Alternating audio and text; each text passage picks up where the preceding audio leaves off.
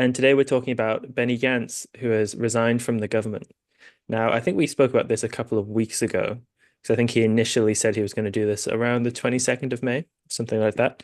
And he set the deadline of the 8th of June and said that if Netanyahu didn't meet certain demands of his, he was going to resign from the government. And now he's done this, I think, on the 9th of June. So he did it one day later than he said he was going to. And I think it received a bit of criticism for not having done it on the 8th, but he seems to have finally done it. And there's been a lot of commentary about this, criticism of him from various people on the Israeli right. Smotrich has said this is the most sort of unstately act that he could have done. And I think it's Yair Lapid. I know I've said that wrong. Razi will make fun of me later, so you guys don't have to, has supported this move. But Daniel, what did you think about this? Uh, so as I said, we talked about this on May 19th. So a lot of basically a lot of stuff that's coming out now, we basically have covered. So if you wanna learn more about this whole situation, you can go back. But yeah, the basic idea is so there's two parts basically. There's the government part, and there's the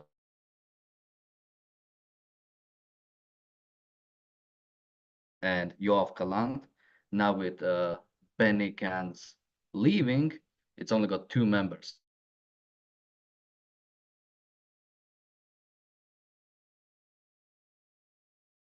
Need all of them. You need both of them to agree, which is not really a good decision body.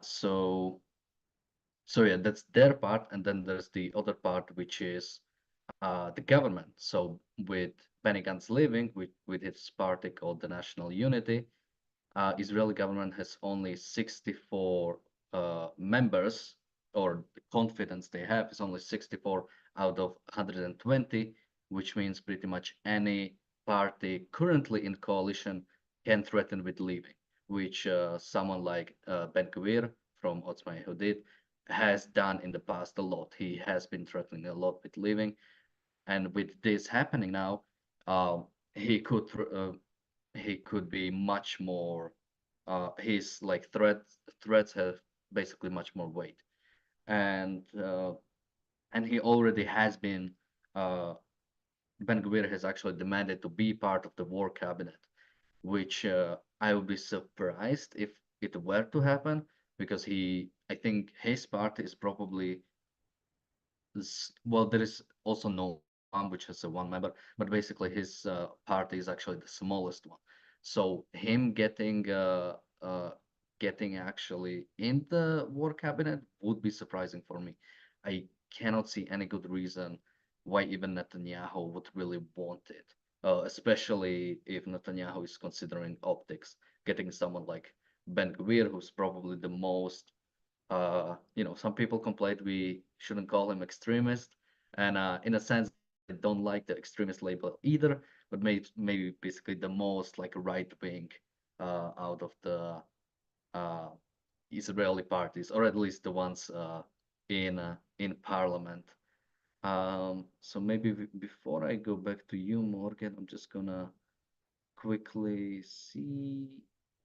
So yeah, he demanded. So okay, we'll talk about demands later. All right. What are your thoughts on this so far?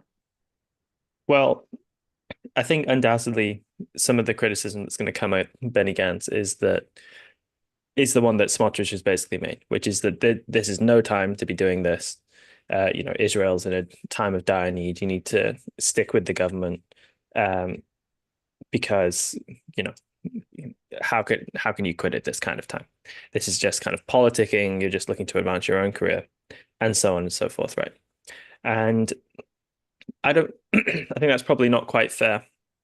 I think certainly some of the things that were said about his, the problems he was having, I think are probably correct problems. Some of the things that, there was a statement that came out saying that it was something like strategic decisions are being met with hesitation and procrastination due to narrow political considerations.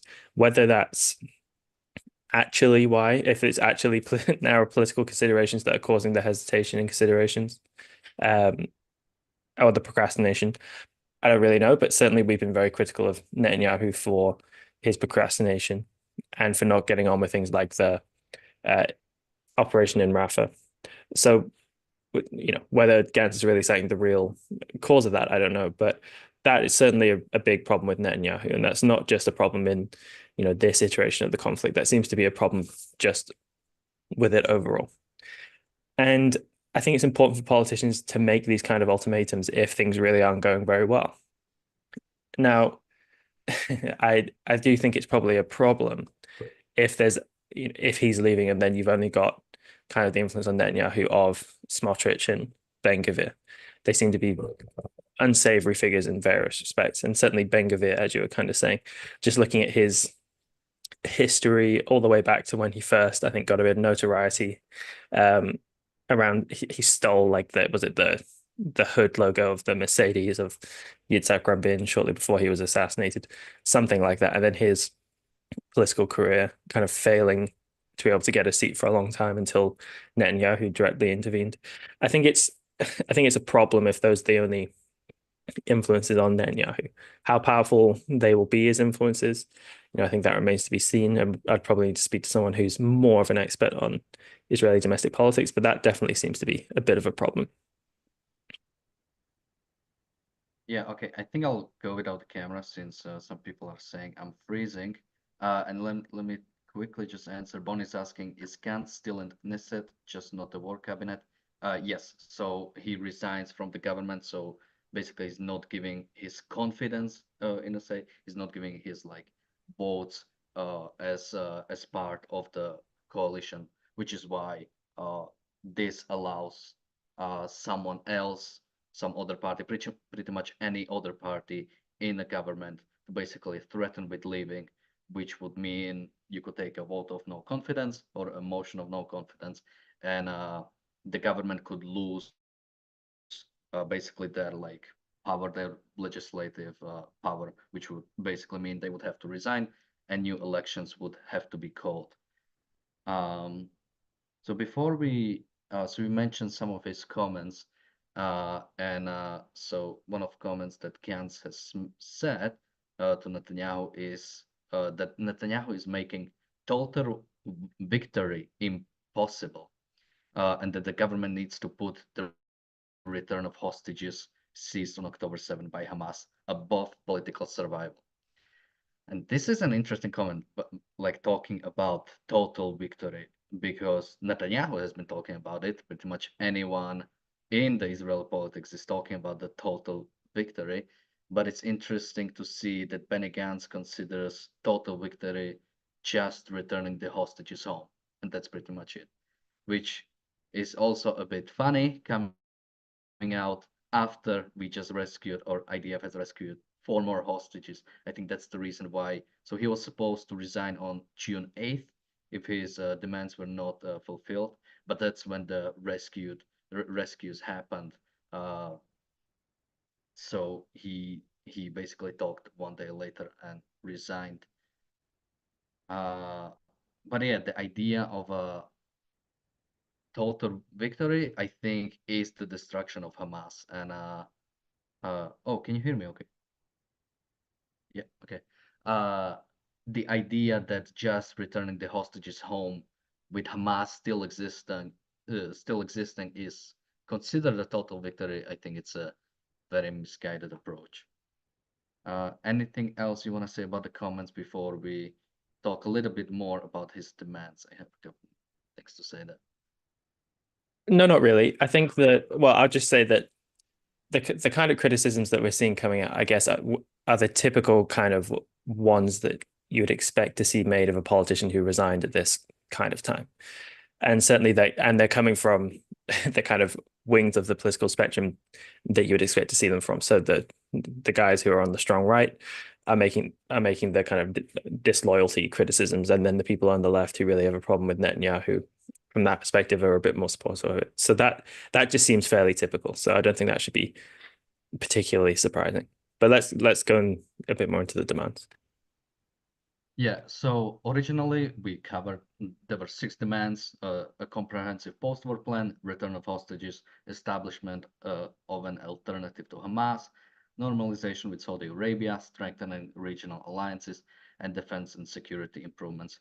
As I said, if you wanna hear us talk about all these, you should go check out the video on I think it was May 19th, and to learn more about them. I don't think it's worth it to go over all of them again, but I think there's two that's good to talk about now, and that is the should there be already a plan for Gaza, since this is one of the, I think, biggest problems of Benny Gantz, and I think even Yoav Gallant against Netanyahu. Basically, Benny Gantz is arguing that we should have some plan. Netanyahu should have a plan already for what's going to happen for Gaza after the war. And Yoav Gallant has said, I think he specifically is against Israel having to occupy Gaza. I think he's for some sort of establishment of a Palestinian, maybe not specifically authority, but some kind of civilian administration of Palestinians. Um, so just before we talk about if it's good or not, we should talk about why I think Benny Gantz is demanding it and why Netanyahu is not giving it. Uh, I I think it's probably just pure like politics and perspective, because as long as there is not a plan, it could go either way. So you're sort of like appeasing both your, let's say, let's just say left wing and right wing allies, or more, maybe even more right wing allies and international scene. But as soon as you say either there's going to be a Palestinian, some sort of civilian administration, you will anger your, or Netanyahu will anger his right wing allies. But as soon as he says there will be Israeli occupation, uh, well, now it doesn't matter because Benny Gantz is out, but international scene is definitely not gonna look very much lightly at that. Um, so what do you think, Morgan? Should Netanyahu already have a plan for Gaza? You mean for the day after, that kind of plan? Yeah. Ultimately, yes. I think that's a priority that can't be cut off. I think having a clear vision on that kind of thing is important in numerous respects. I think it takes care of some of the problem of the criticism from the international stage. Now, the problem of criticism from the international community, quote unquote, that only matters in a sense insofar as Israel lets it matter. And certainly the degree to which it's had an effect on Israel's war effort has been to the extent that Israel has allowed it to, which I don't think is always fully appreciated by the Israelis. They're too willing to make appeasements on that front and too willing to be influenced. However, it's important for people to be able to see that there's an end game here. Now, certainly that Netanyahu is saying that the war will go on until Hamas's destruction. So that's a kind of end game. But for there to be a long-term resolution, people need to know exactly what's going to happen. And whether that means Israel's occupying Gaza or whatever the particular structure of it's going to be, I think that really is important. We looked at one of the plans that came out, I think it must have been a few weeks ago, maybe even a month ago now, which was a plan from various business leaders who had proposed X, Y, and Z, which was going to be a real problem. And perhaps the reason why he's delayed announcing any kind of plan like that, or maybe anyone that would be better than that, is because he knows that that's going to be subject to an immense scrutiny, and he wants to just focus on, the details of seeing this through. And there's certainly a lot of scrutiny on him at the moment. He can't appease enough all of these various political wings, as you were kind of saying, and that's got to be a difficult position to be in. But I do think it's really important that there's some kind of direction that's being given from Netanyahu at the moment. Yeah, so I'm not specifically sure about if, let's say, I was Netanyahu. I think it's a clear what has to be done. Israel has to occupy Gaza. Israel has to pretty much completely restructure that society, specifically starting with education of the Gazan children who, yeah, are taught to basically their life being about actually killing Jews. So I think Israeli occupation and one that's actually seen, not the one that was in the past, which they tried. The Israeli government tried very hard to basically not make the Gazans aware that they are living under occupation. It was very mild in many senses, and I think if there is to be any change in the Palestinian society, an occupation has to be much stronger, much more visible, much harder, and I think that's clear. But it's obviously no one in the international community wants to see that. So as far as knowing what's going to happen, but not actually saying it to sort of withstand the international pressure. Although I think Israel doesn't need. If Israel was actually confident in themselves, if Israel was actually willing to, protect their citizens and just do what's necessary, I don't think there is any international pressure that would be strong enough to actually stop them. What do you think? Well, Probably. I think you're probably right about that. I just wanted, so we have one of our super chats from Christian for 10 euros. He says, I saw a video of Gazans celebrating the resignation of Gantz. Why? Are they stupid? Let them get Smotrich or Ben Gvir. Now, I mean, it's an interesting question. Why are they celebrating? I think it's probably the reason why they would be celebrating is they view this as further disunity amongst the Israelis and something like that. I mean, it's not like this is going to be a significant win for Gazans, but I don't know. Why do you think they would be celebrating this kind of thing? yeah, I think it's pretty simple. Just seeing any division within, because like you said, the more people you have in sort of like national unity government or the sort of like united government, the more flexibility you have, and the less members you have there, the less you have, and also it's much more unstable, much more, uh, yeah, much weaker. So I think they just see it as it's uh, the Israeli government is losing power, or maybe they see it as like a beginning of an end. I mean, even the original episode was called the end of Netanyahu, so maybe they see it as like, yeah, now this, we already had one party living in the past, New Hope. So now this, and maybe you just need one. You basically just need one more, and yeah, election would have to be called, which especially since I don't know how that would exactly work because basically when a government loses their confidence, they cannot really like function in a normal sense as they would when they have enough members. So when it comes to conducting war, and I don't know enough about like Israel specifically about what it would mean, but I'm not sure what it would mean if a new election was called right now, in a sense that the government lost their confidence. I have no idea how that would influence the war. How if Israel would have to be able to wage a war in a normal sense, or if they would have to like completely stop, which I don't think so because that seems insane. But I also don't know uh, how exactly would it go. So maybe that's one episode which we could do. And since we have a couple minutes left, I think it's good time to cover his other main demand, which is new elections that have to be called.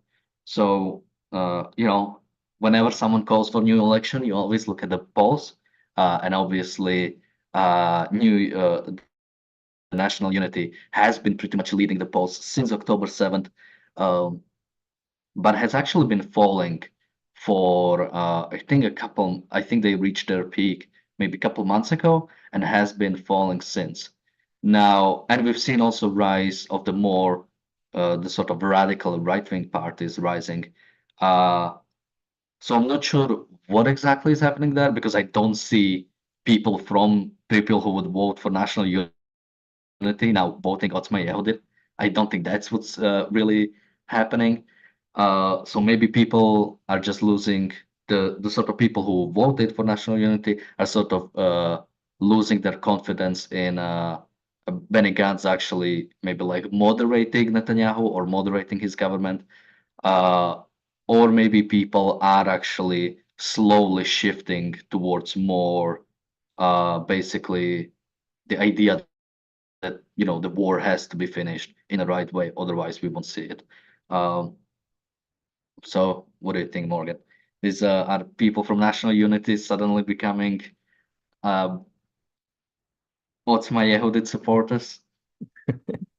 Well, I don't know on that kind of question the answer, but I'd certainly say it's not usual to hold elections during wartime. Wartime's viewed as a kind of emergency situation where elections are put off. Certainly in Ukraine, where Zelensky's term is now expired, they've delayed the elections which were meant to be held sometime this year to, an indefinite point Oh, in the let, let in me let me just quickly jump in. The election hasn't been postponed anything. So the election has to take part by, I think I wrote it here. By yeah, I cannot see it. I think it's like October 2024. So basically, Knesset has a 4-year term, and the last elections were in 2022. So Mhm. there don't have to be election in a sense like Netanyahu's government has ran out of basically time in the sense the 4 years. I think he is calling for, or at least the words I've seen him use is basically, it's like a report card of the people, like how are we doing, and do we deserve to continue waging this war. I think that's his main idea. Yes, but still, with the example of Ukraine, they've delayed these elections because they're in a state of war, and it's not viewed as practicable for them to hold elections. And I think it's the same kind of justification will be used with Israel that this isn't the proper time to be doing something like that. And I think I saw that Gantz had called for them in the fall, so presumably in a few months' time for kind of fresh elections. So even if you're really dissatisfied with how the war effort is going, it's typically not something that's done, is to hold elections during an emergency situation like this, like a war. So I don't think it's very likely that he'll give into that unless it were to truly come about that the situation with the existing government, whatever, was completely unworkable. I would be very surprised if any kind of demand like that was given into. Uh, yeah, it's always like because you say so I think there is something a bit different when it comes to Ukraine and Israel. So we mentioned, countries don't usually have elections during war, but we've seen that in the past, the U.S. has never suspended elections because of a war. Although there, it's obviously they haven't been like actually invaded, like in a sense of like mainland. So there never was this problem, and in a sense, there is not that big of a problem in Israel since Israel is controlling all of their territory. It's not like part of their territory is occupied. Uh, so if there was let's say there were supposed to be an elections and they were suspended, I'm not sure if there is enough justification to suspend it. I can kind of see it in Ukraine. Ukraine, a good chunk of Ukrainian territory is being occupied. So, obviously those people there are Ukrainians who should be able to vote in elections. So like not having them participate, it's a weird situation. But with Israel, I think it could be done, especially it's not like Israel is on the verge of like it's barely holding on to the war. No, they are able to execute this war if they wanted to. So I don't think you can really run away from the idea that yeah, they're struggling to continue the war effort and also have an elections. But again, as I said, this government still has confidence, uh, and next election should be in 2 years. I'm not sure. I'm not sure about the idea that there have to be elections again just because, uh, we. Well, his idea is we have to have elections because we are at war. Well, I don't know. I still find it quite hard to believe that they'll do it. They may do, and I agree that there's a something of a dissimilarity between Israel and Ukraine. But there's still Israel being threatened on many fronts. You know, we were talking just the other day about the potential for it properly opening up with Hezbollah. And so the situation is kind of, I think, enough of an emergency that that kind of justification will be used. And I think to some degree, understandably. But, you know, we'll have to see how it pans out. All right, we've got a couple minutes over. We should probably wrap up. Just quickly, let me read. We have a super chat from Bonnie and a super chat from Jonathan who says, Circus Circus, which is actually the hotel I'm staying at. That's why the Wi-Fi is not the ideal. But thank you everyone for joining us today. We're gonna be on the reality show in just a couple of minutes. We're gonna talk about the most recent elections into the European Parliament. So if you like politics, that's definitely one. With 720 members, everyone will have a pick of their favorite one. So thank you, Morgan, for joining me today. We'll see everybody in just a couple of minutes, and bye-bye.